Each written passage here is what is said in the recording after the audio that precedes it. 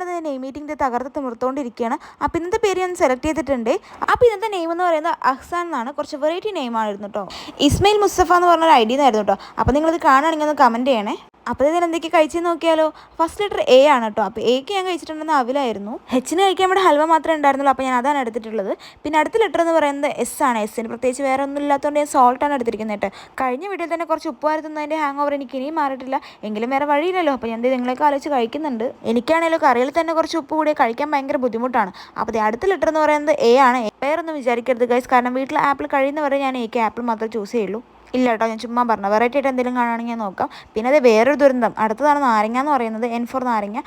ഈ ഒരു ഐറ്റം എനിക്ക് തീരെ പറ്റാത്തതാണ്. എങ്കിലും ഫസ്റ്റ് കഴിക്കുമ്പോൾ മാത്രം ആ ബുദ്ധിമുട്ടുണ്ടായിരുന്നുള്ളൂ കേട്ടോ. പിന്നെ കഴിക്കുമ്പോൾ വലിയ പ്രശ്നം ഉണ്ടായിരുന്നില്ല.